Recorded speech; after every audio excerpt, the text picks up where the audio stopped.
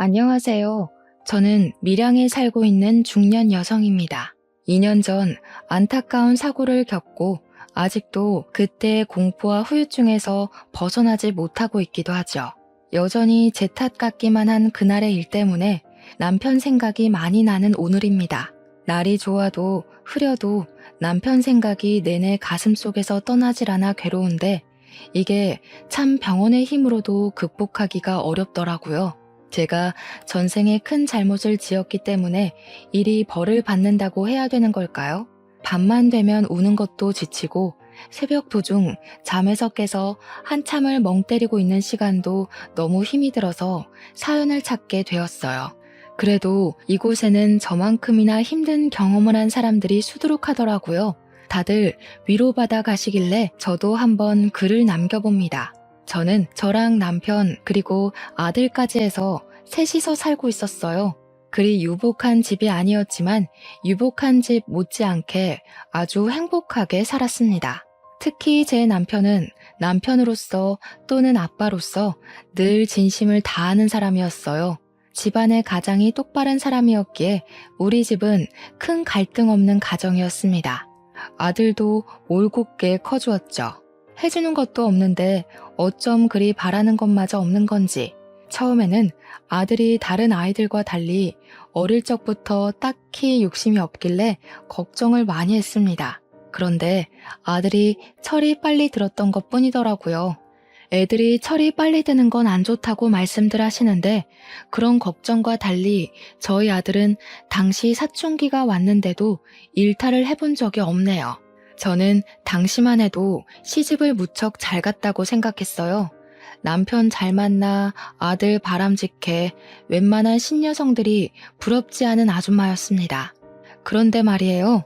이렇게 수월하기만 하던 우리 가정에 어느 날 딱 하나의 큰 문제가 닥쳐왔어요.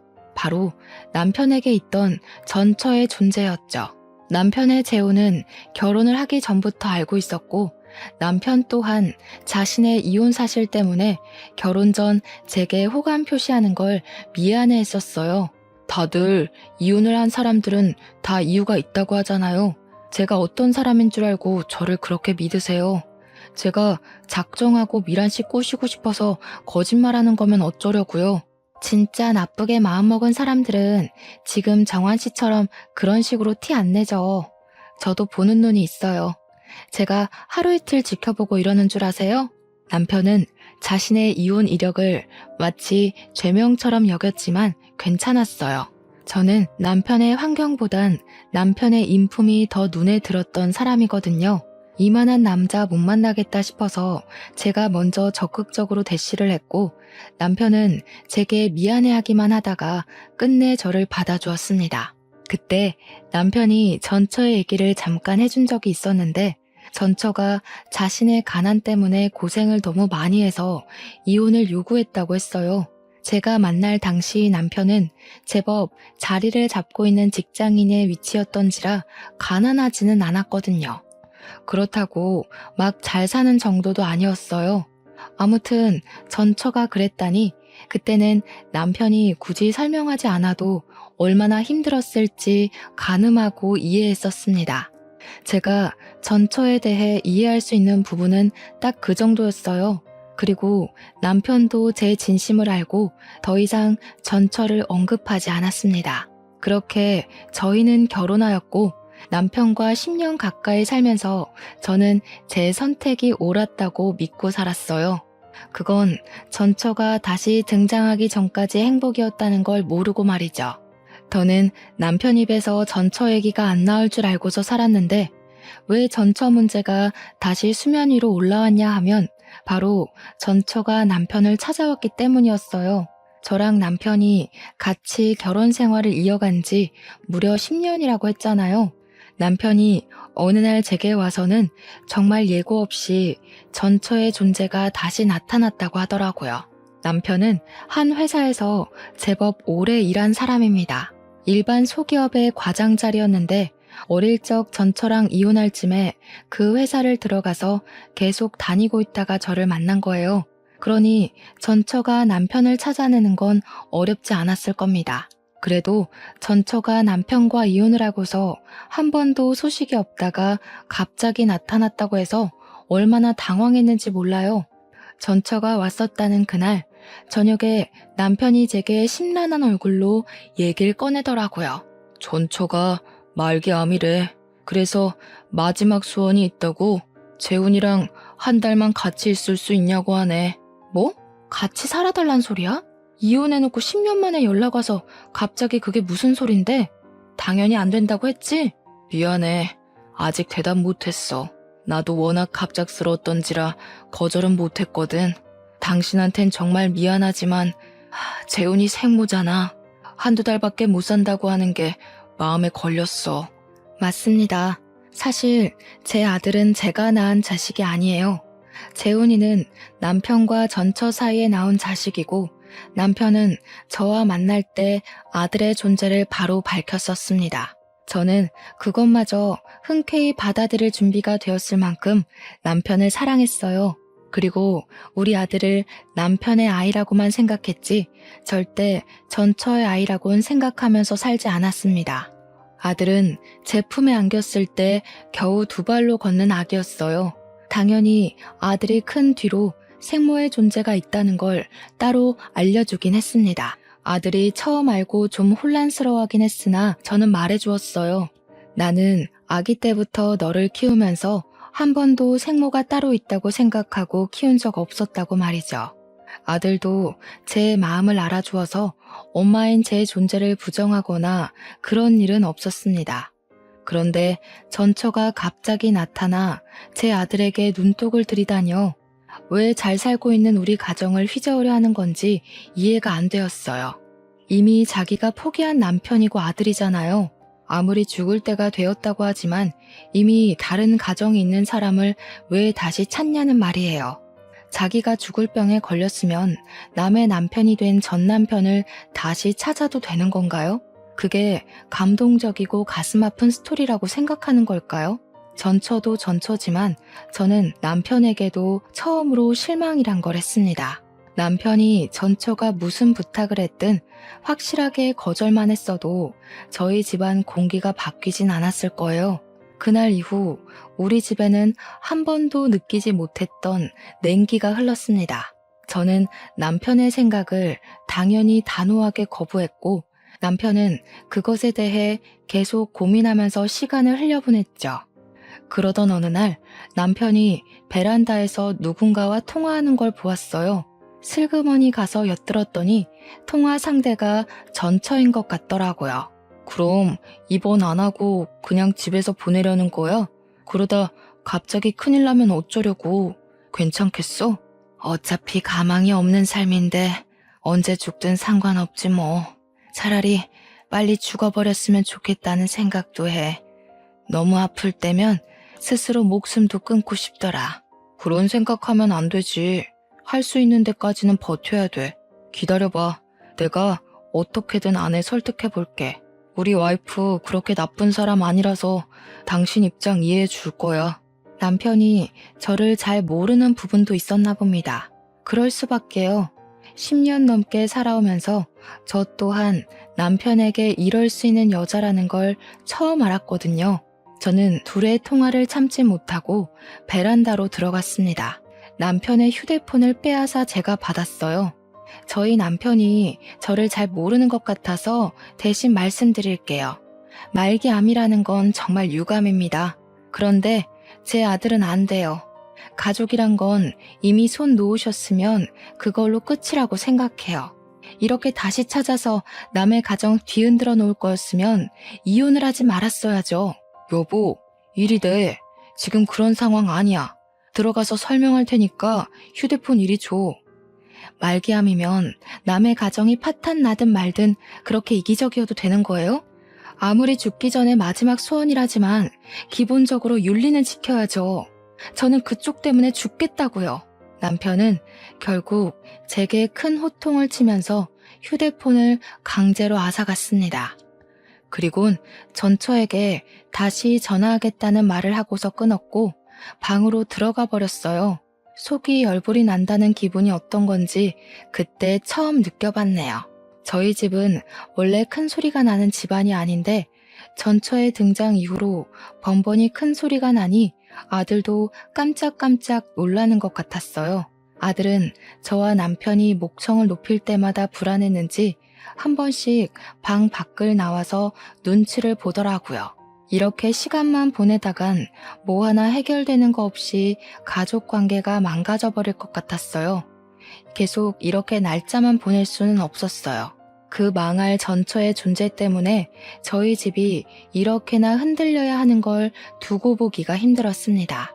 남편도 전처에게 시간이 얼마 없으니 초조해지는지 더 예민하게 행동하더라고요. 우리는 결국 아들의 뜻에 따르기로 했습니다. 아들에게 이 커다란 문제를 떠안기기 미안했지만 어쨌든 전처에게 가야 할 사람은 아들이니까 아들의 생각이 중요했어요. 처음 아들에게 물었을 때 아들은 저를 생각해 주는 건지 남편의 제안을 거절했습니다. 그런데 그럼 통화만 해달라는 전처의 부탁을 남편이 또 거절 못하고 안고 와서는 그날 아들과 전처가 처음으로 통화를 하게 되었어요. 그것도 제가 있는 앞에서 말이죠. 이름이 재훈이라고 그랬니? 엄마는 네 이름을 상열이라고 지었었는데 바꿨구나. 아직 우리 아들이 엄마는 많이 낯설 거야. 엄마가 너를 두고 떠날 수밖에 없었던 건 정말 미안해. 아들 입장에선 엄마를 용서할 수 없겠지만 그래도 기회 한번 주면 안 되겠니? 엄마가 다른 건 안 바라고 죽기 전에 아들 얼굴 한 번만 보고 싶어서 그래. 착한 우리 아들은 생모의 절절한 부탁에 결국 마음이 약해서 거절을 하지 못했고 우리와 상의 없이 이미 전처에게 알겠다고 약속을 해버렸더군요. 생모는 남편처럼 재혼도 안 하고 혼자 계속 살았고 변변한 직장도 없이 기초수급자로 계속 지내온 듯 했습니다. 저희 아들에게 그런 점을 더 어필했어요. 다른 건 모르겠고 자꾸 제 아들에게 엄마 거리는 게 무척 거슬리더군요. 그래서 또 한 번 휴대폰을 빼앗아 전처에게 따지고 싶었지만 아들의 선택이니 참을 수밖에 없었습니다. 아들은 통화를 끊고 나서 제게 미안하다고 눈물을 보였어요. 가슴이 아팠습니다. 이게 어디 아들 잘못인가요? 전처에게 정을 떼지 못하고 있었던 남편의 어리석은 판단 때문이지. 결국 저는 저 나름대로 속이 미어 터졌지만 우리 아들을 전처 품에 한 달 동안 보내주기로 결정을 내렸습니다. 남편이 아들을 싣고 전처에게 데려다 주려는 첫날 제가 얼마나 많이 울었는지 모릅니다. 마치 남편과 아들을 빼앗기는 기분을 느꼈거든요. 그렇게 아들 없이 한 달을 살아야 했던 기간 동안에 제 세상은 거의 9천이나 다름없었어요. 하루가 1년처럼 길기만 했습니다. 제가 시름시름 앓으며 점차 기운을 잃어가니 남편이 제 걱정이 되긴 했나 보더라고요. 매일 아들을 찾아가서는 저한테 아들 사진 보여주고 잘 있다고 계속 안심시켜 주었습니다. 남편은 일부러 저를 위해 전처가 걸려있는 사진은 보여주지 않으려고 했었어요. 하지만 제 머리엔 남편과 전처와 아들이 함께 있는 모습이 자꾸 그려졌고 분명 다 내 가족들인데 제가 마치 불청객이 된 것 같은 느낌을 계속 받았습니다. 그래서 그때마다 제 목소리는 자꾸 뾰족하게 흘러나갔죠. 어쩌라고? 나한테 자랑하는 거야? 지금 당신이랑 아들이 누구를 더 원하는지 그걸 보여주고 싶은 거야? 그런 게 아니잖아. 재훈이는 계속 너 보고 싶다고 해. 우리가 아무리 전처 사정 봐주고 있다고 하지만 내 아내는 너고 재훈이 엄마도 너야. 네가 안 불안해했으면 좋겠기에 나도 최대한 노력하고 있는 건데 왜 몰라줘. 솔직히 힘들잖아. 나는 아직도 말이 안 된다고 생각해. 어느 집 사람이 전처 죽을 때 됐다고 남편 갖다 바치고 아들 갖다 바치고 하겠어. 남편은 저 위로되라고 노력하는 거겠지만 남편이 노력하면 할수록 저는 더더욱 남편의 재혼녀밖에 안 된다는 인식만 커갔어요. 밤새 몰래 우는 것도 지쳐가며 보낸 시간이 어느덧 한 달째가 되던 날 그 하루 전날이었습니다. 남편은 어김없이 아들에게 방문을 했고 그날은 작별하기 하루 전이라 전처랑 마지막 저녁 식사를 같이 해주기로 했다네요. 전처도 더 이상 아들 안 찾겠대. 내일 입원한다고 하더라고. 병원에 데려다 주기로 했어. 그동안 내 사정 이해해줘서 고마워. 내가 앞으로 당신한테 더 잘할게. 전처가 다른 말 해도 이젠 더 이상 안 봐줘. 무조건 내 아들 데리고 오는 거야? 그리고 그 여자가 어떻게 눈을 감든 그것도 당신이 신경 안 썼으면 좋겠어. 당연하지. 전처도 가족 있으니까 마지막 가는 길엔 굳이 나랑 아들이 필요 없어. 나도 그렇게까지 해줄 생각은 없고.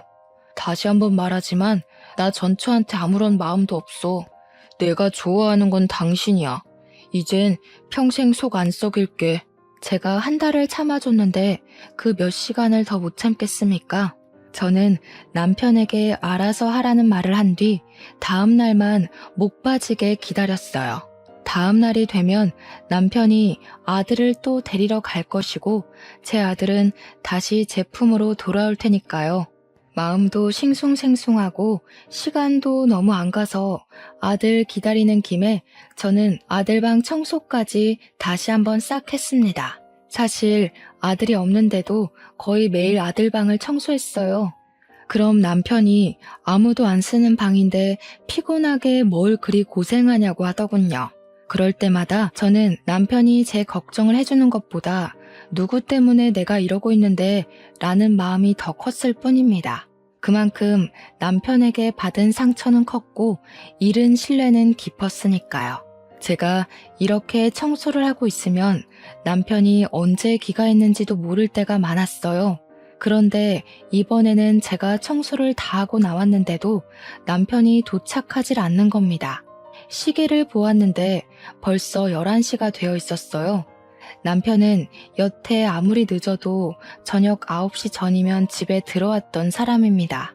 사람이 와야 할 시간에 안 오면 밉든 아니든 걱정되잖아요. 마지막 날이라서 더 오래 있으려고 하는 건가? 그렇게 이해해주며 기다리길 1시간째.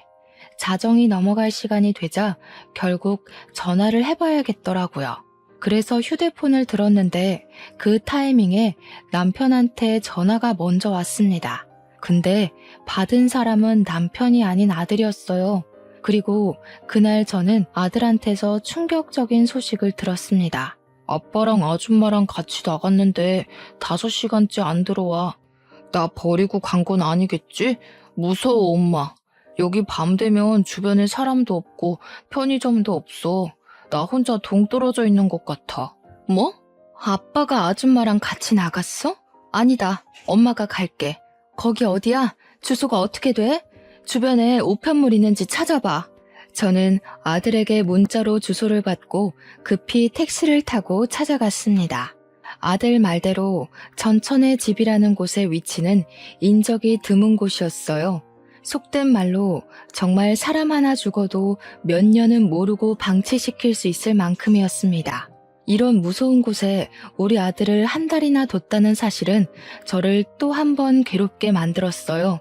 저는 당장 아들을 봐야 했습니다.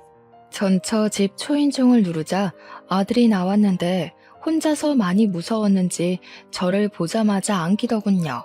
저는 그런 아들을 다독이면서 집 안으로 들어갔어요. 거실 바닥을 보니까 분명 다 같이 저녁을 먹은 흔적은 남아 있었습니다. 아들한테 다시 한 번 더 남편과 전처의 행방을 물었는데 아들은 그저 전처가 남편한테 따로 할 말 있다고 밖으로 데리고 나간 것밖엔 모른다고 하더군요.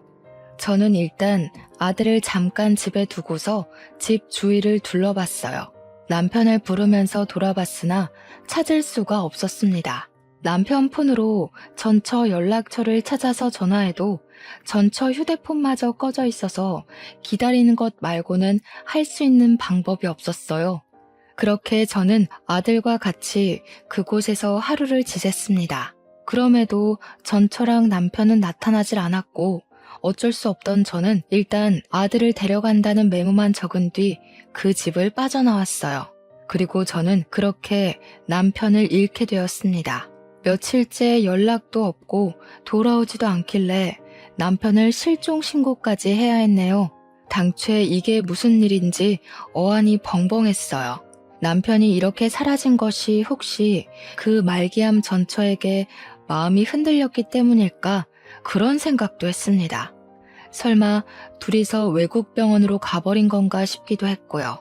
하지만 그 생각들은 전처가 말기암이라는 전제가 있는 한 발생할 확률이 희박한 결론들이었어요. 곧 죽을 사람이 어떻게 도망을 친단 말입니까? 그만한 체력이 안 되잖아요. 그러나 만에 하나 정말로 둘이 다시 눈이 맞아서 달아난 거라면 믿고 싶지 않았지만 자꾸 생각나는 결론이 그런 쪽밖에 없었어요. 저는 그날 이후 밥도 제대로 못 먹었고 매일 아들만 붙잡고서 눈물을 흘렸습니다. 그렇게 한 달이 다 되어가도 남편이 나타나질 않자 저는 그제야 남편이 우릴 버렸다고 인정했어요. 하지만 이해는 안 되었습니다. 제가 아는 남편은 절대 여자 때문에 가정을 버릴 남편이 아니니까요. 어느 정도 시간이 흐른 뒤에는 남편 실종 사정도 제게 무척 중요한 일이지만 그보다 당장 눈앞의 경제 생활이 더 문제가 되었어요. 그래서 저는 일단 심란한 마음을 억누르고 직장을 찾아야 했습니다. 그렇게 그날도 마찬가지로 아르바이트 면접을 보고 돌아오던 날이었어요. 통장에 얼마 있는지 잔액을 확인한다고 잠깐 은행을 들렸는데 그곳에서 뜻밖의 인물을 만나게 되었는데요. 바로 남편의 전처였어요. 창구에 일을 보러 온 것 같더라고요. 옆에는 모르는 남자까지 끼고 있었습니다. 그런데 여기서 제가 혼란스러웠던 건 분명 전처는 말기암이라고 했는데 그날 제가 본 모습은 다 죽어가는 저보다 건강해 보였고 사이좋게 손잡고 있는 아저씨랑도 마주보고 잘만 웃고 있었어요. 누가 저런 사람을 보고 말기암이라고 할까 싶을 정도의 멀쩡한 몸뚱어리였습니다. 이미 남편이 말했던 전처의 시한부 기한은 지난 상태였어요. 남편 말대로라면 전처는 이미 이 세상 사람이 아니어야 했다고요. 그런데 왜 살아있는 거지? 너무 혼란스러우면서도 전처랑 같이 있어야 할 제 남편의 존재가 궁금했습니다. 남편이 전처랑 같이 있다가 사라졌으니 제 눈앞에 나타난 전처처럼 남편도 나타나줘야 하는 거잖아요. 전처를 발견한 순간 저는 심장이 빠르게 뛰면서 순간 눈이 돌아버렸어요. 사람들이 많다는 것도 잊어버리고 전처한테 쫓아가 전처의 멱살을 붙잡았습니다. 뭐야 당신? 네가 왜 살아있어? 내 남편은 어쩌고 당신이 왜 여기 있냐고. 내 남편이랑 같이 있었던 거 아니야? 너랑 같이 있다가 없어졌잖아. 어머, 이 아줌마가 왜 이래? 무슨 소리 하는지 모르겠거든요? 사람 잘못 본 거겠죠. 여기 경찰 좀 불러주세요. 내 남편 어쨌어? 내 남편 어디 가고 왜 딴 남자랑 있는 거야? 둘이 도망친 거 아니었어? 도대체 그날 무슨 일이 있었던 거냐고. 당황한 전처는 자기 딴에 머리 좀 굴리다가 저를 정신 나간 사람 취급하는 걸로 방향을 틀었습니다. 그때 옆에서 전처 애인인지 뭔지 저를 떼어내고 패대기 쳤고 쌍욕을 하면서 전처를 데리고 나가버렸어요. 주변 사람들이 다친 저를 걱정해줬으나 저는 그 손길들 모두 외면한 채 그들 뒤를 황급히 쫓아갔습니다. 하지만 그들이 차를 타고 사라지는 바람에 놓쳐버리게 되었죠. 그런 찝찝한 마음으로 아무것도 하지 못하고서 집에 돌아와야 했습니다. 그런데 아무래도 이상하고 말이 안 돼서 도무지 전처 모습을 지울 수가 없더라고요. 분명 전처는 말기암이라고 남편이 그렇게 말을 했는데 어떻게 저리 버젓이 돌아다닐 수가 있단 말인가요? 말기암이라고 거짓말을 했다면 모를까. 일도 못 알아보고 누워서 이틀은 보낸 저는 결국 갑갑함을 참지 못하고 지난번에 찾아갔던 전처 집을 다시 몰래 찾아갔습니다. 대낮에 찾아갔던지라 집에 사람은 아직 사는 것 같은데 다 외출을 나간 것처럼 보였어요. 언제 돌아올지 몰랐는데도 저는 다시 한 번 더 두 눈으로 확인하고 싶었습니다. 인연이 만약 제 남편과 아들을 상대로 거짓말을 한 게 맞는다면 절대 그냥 넘어가지 않을 생각이었거든요.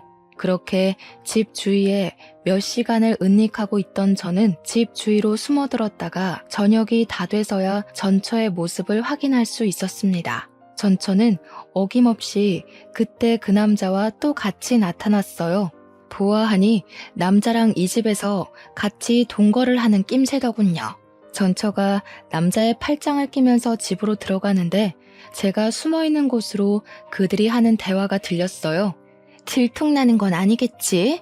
아무래도 그 아줌마가 날 본 게 마음에 걸리네. 그 아줌마랑 저번에 통화했을 때 당신도 들어서 알잖아.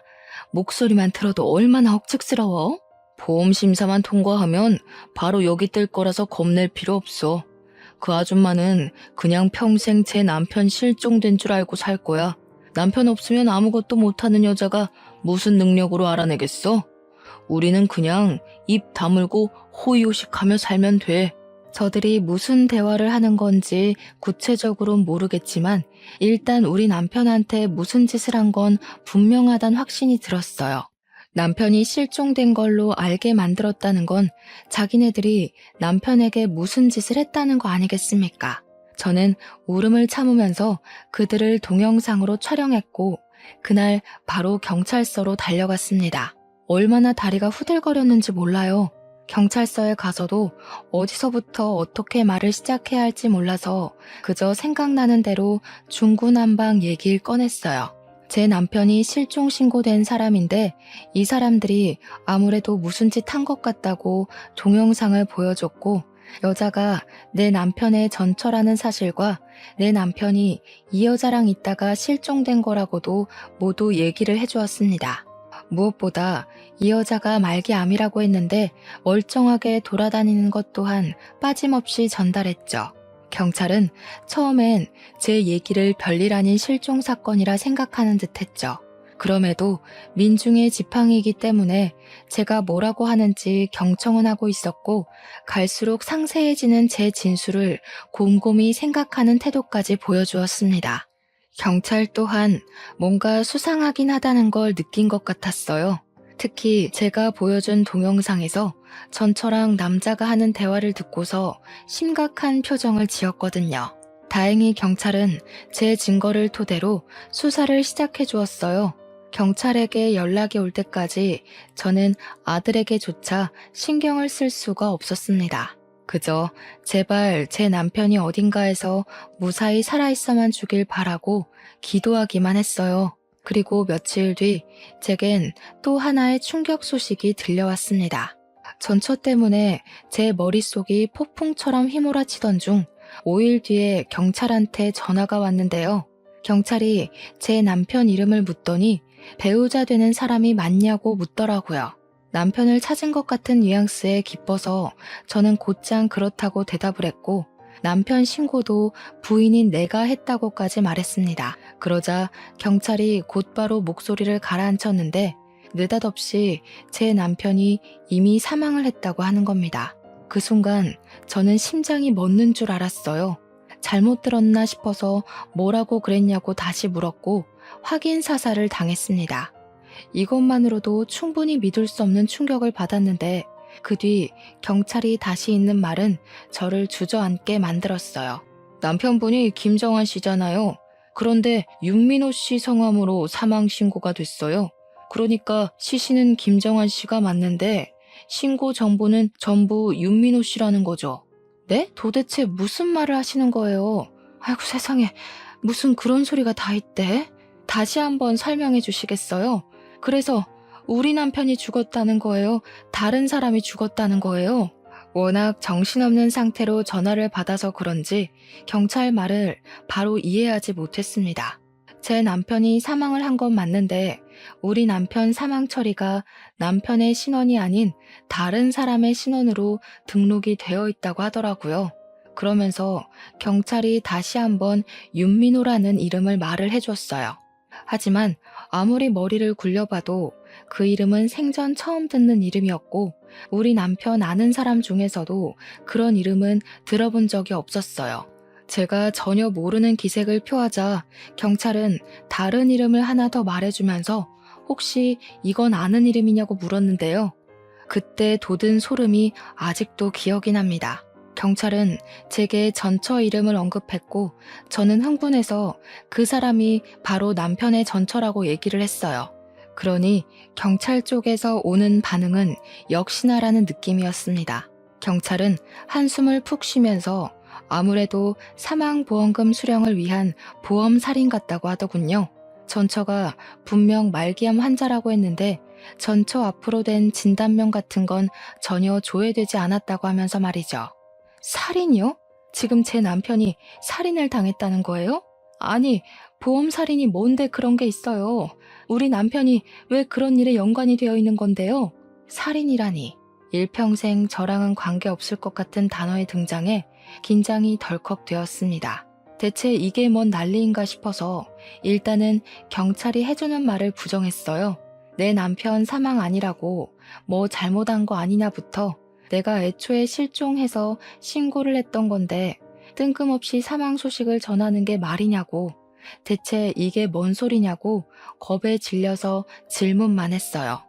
하지만 경찰한테서는 제가 듣고 싶은 대답을 들을 순 없었고 오히려 반복적인 답과 더욱 깊은 내막만 알게 되었습니다. 전처는 저희 남편과 이혼을 하고 재혼을 했다고 했어요.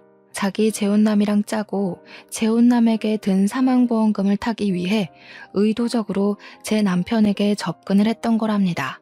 제 남편이 복숭아 알레르기가 있는데 그걸 알고 있던 전처가 술에다 복숭아즙을 타서 남편을 호흡곤란으로 죽음에 이르게 했고 죽은 제 남편을 재혼남으로 위장시켜 재혼남의 사망보험금을 타려고 했던 것이래요.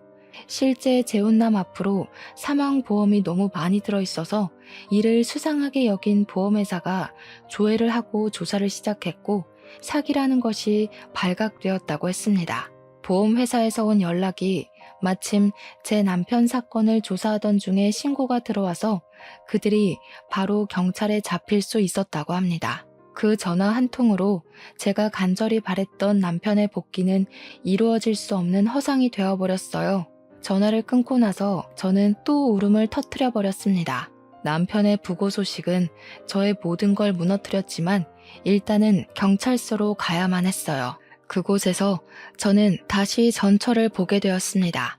그리고 전처와 같이 그 옆을 지키고 있는 사람은 다름 아닌 그때 그 은행에서 마주쳤던 아저씨였어요.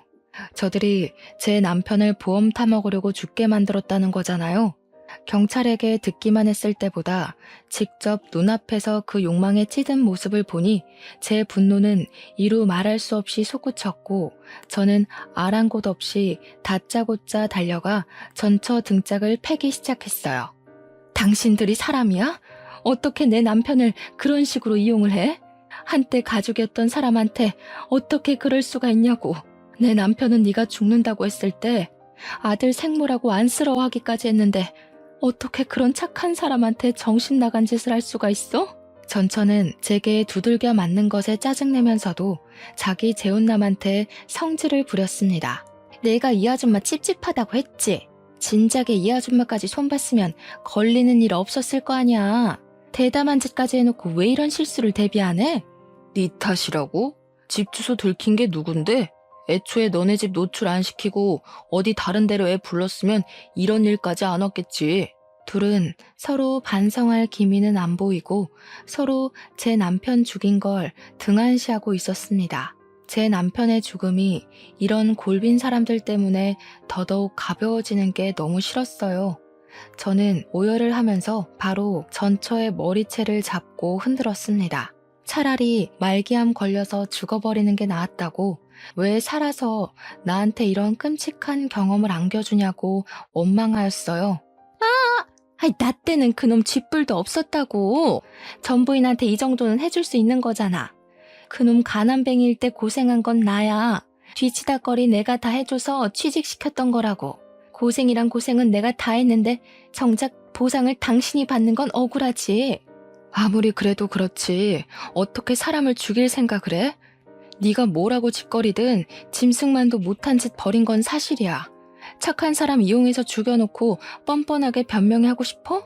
남편이 날 버린 줄 알고 얼마나 원망했었는데 니까짓게 이런 짓을 벌인 줄도 모르고 나는 남편이 가는 순간에도 남편 욕만 했었다고. 우리가 뭘 잘못했다고 이런 지옥을 떠넘겨? 그런 남자 골라서 결혼한 건 그쪽 선택이잖아. 그쪽이 잘못 선택해서 이 꼴 난 걸 왜 나한테 따져? 내 전 남편 재혼녀가 그쪽 아니었어도 전 남편은 이렇게 될 운명이었어. 당신이 거길 기어들어온 거잖아. 솔직히 당신도 돈 못 받을까봐 이렇게 난동 부리는 거 아니야? 남편이 전처의 처지를 얼마나 잘 이해해줬는데 어떻게 이런 저급한 발언을 할 수가 있는 건지. 이런 괴물 같은 사람이 같은 땅을 밟고 살아가고 있다는 게 믿기지가 않았어요. 저는 참지 못하고 전처의 뺨을 후려쳤습니다. 전처 재혼남은 전처랑 다퉈서 전처한테 기분이라도 상했나 보더라고요. 제가 전처의 뺨을 때리든 말든 신경 안 쓰는 거 있죠? 이 괴물 같은 년아, 너 같은 잡종들은 절대 깜빵에서 나오면 안 돼. 평생 깜빵에서 썩을 준비나 해야 될 거야. 감히 착한 내 남편을 죽이고 다시 바깥 놔둘 수 있을 것 같아? 네가 기어 나오면 내가 또 쳐넣을 거니까 평생 네가 뭘 잘못했는지 뼈저리게 느껴보라고. 제 남편은 정말 좋은 마음으로 전처의 마지막 길을 배웅해 주려고 했던 건데 왜 죽어서 돌아와야 했을까요? 생각할수록 너무 화가 났고 전처랑 재혼남에게서 반성의 기미가 안 보여 더 괴로웠습니다. 고작 돈 때문에 제 남편을 죽게 만든 전처를 용서할 수 없었던 저는 제 선에서 가능한 재산을 털어 유능한 변호사를 선임했고 저 둘이 최대한 많은 형량을 받을 수 있도록 물심양면 알아봤어요.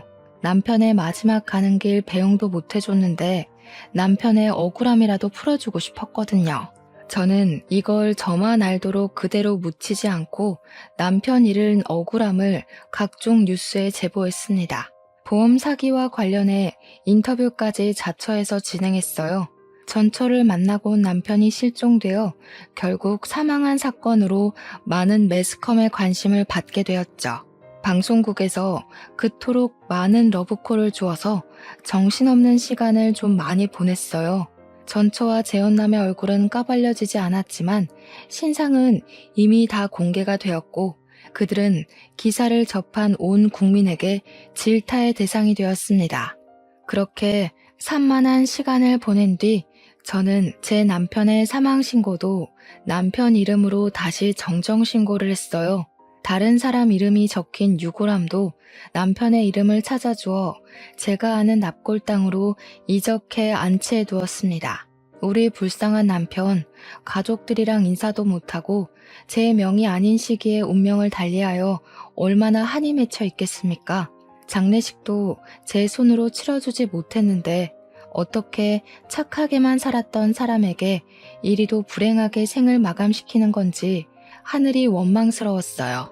이렇게 제게서 남편을 앗아간 그 썩을 놈들을 고소했는데도 제 마음은 구멍이 뚫린 것 마냥 허하기만 했습니다.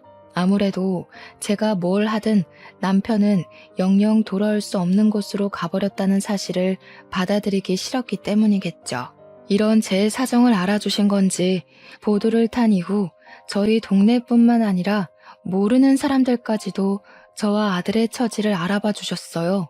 우선 동네에서는 아주머니들이 어린 아들이 있는데 제가 밥도 못 먹고 기운도 못 차리니까 그게 걱정이 되었는지 반찬도 많이 챙겨주시고 아들이 좋아할 만한 맛있는 식품도 많이 챙겨주셨고 또 제 아들에게는 용돈을 쥐어주는 분들도 계셨어요. 그땐 아들이 길에만 나가면 하루 5만 원에서 10만 원은 쥐고 귀가를 했었습니다. 뿐만이 아니었어요. 사회에서는 저희에게 더 큰 마음을 보여주었습니다. 가족이 없고 남편이 유일한 보호자였던 제게 보험회사가 연락이 왔는데 남편의 사망보험금 총 2억을 지급해 주더라고요.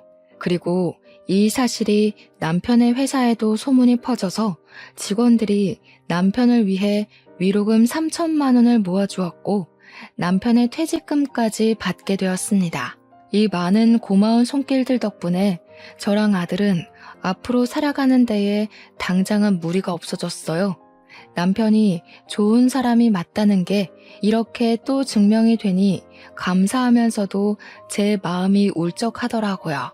그래도 이 모든 도움들은 남편이 저희에게 남기고 간 마지막 가장의 책임감이 아닌가 싶습니다.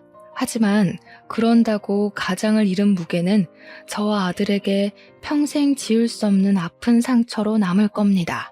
그때로부터 2년이 지났음에도 현재 저는 우울증의 정신과 약까지 복용을 하고 있어요.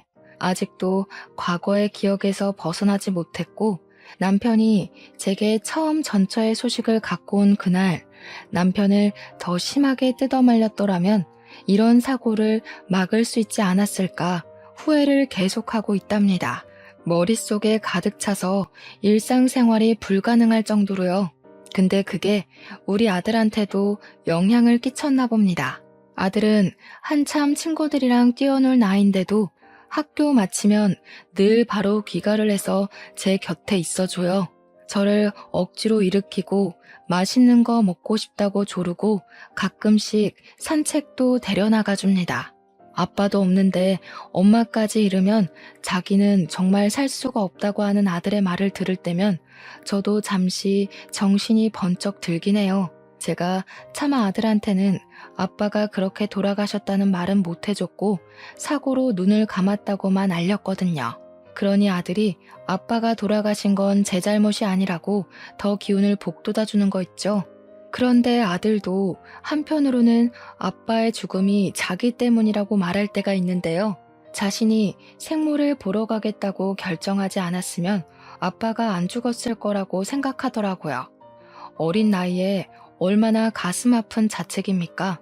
저희는 이렇게 서로 번갈아 가면서 자책을 하며 살고 있어요. 무려 2년이나 지난 일인데 말이죠. 가족을 잃어본 사람들은 저희의 입장을 이해해 줄 거라 생각합니다. 그런 나쁜 놈들 때문에 착한 우리 남편이 희생되었는데 그걸 어떻게 잊겠어요? 어떻게 보내주겠습니까? 생각은 깊어지고 그럴수록 후회는 늘어가니 잠을 자기가 힘들어 수면제 없이는 밤을 보낼 수가 없을 지경까지 이르러 버렸네요. 그렇게 많은 사람들이 제 남편의 억울한 죽음을 알아주었는데도 저는 또 이렇게 남편의 죽음을 알리러 사연을 씁니다. 남편이 세상에서 잊히지 않았으면 좋겠고 이렇게 해서라도 한 맺혔을 우리 남편의 마음을 위로해주고 또 위로해주고 싶거든요. 이것만이 제가 남편을 위해서 할 수 있는 최선이지 않을까 싶습니다. 라디오의 목소리가 청취자분들에게 닿는 것처럼 저희 남편에게도 닿았으면 좋겠다는 마음으로 몇 마디 좀 올리고 싶어요. 한 번도 제 꿈에 찾아오지 않은 남편에게 내가 잘못했으니 제발 꿈에만 나타나달라고 얼굴 한번 보고 제대로 작별 인사하자고 말하고 싶습니다. 남편에게 화를 냈던 모든 순간이 후회가 되지만 제 마음속 뿌리 깊게 박혀있는 후회는 다름 아닌 남편과의 마지막 통화인데요. 남편이 다음날 집에 돌아오면 앞으로 저 아들에게 잘하겠다는 그 말을 서운한 마음에 진심으로 받아주지 못했던 게 괴로울 정도로 마음에 걸려 있어요. 그게 남편과의 마지막인 줄 알았더라면 조금이라도 따뜻한 말 한마디 더 해줄 걸.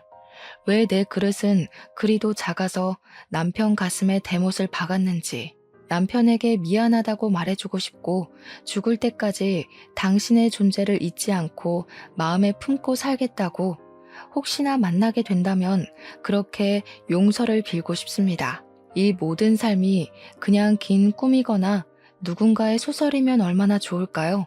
세상에 신이 있다면 제가 죽기 직전 한 번이라도 제게 남편과 작별 인사를 제대로 할 시간을 주겠죠. 그날을 손꼽아 기다리면서 아들과 함께 이 고된 시간을 버티며 살아가도록 하겠습니다. 제 남편 이야기 들어주셔서 감사해요. 들어주신 청취자분들이 계셔서 오늘도 제 남편은 억울함을 해소했을 것 같습니다. 여러분들은 당장의 서운함 때문에 가족들을 등지지 마시고 조금 더 따뜻한 마음으로 보듬어주는 사람이 되시길 바랍니다. 제 사연을 보시고 위로의 한마디 부탁드릴게요. 고맙습니다.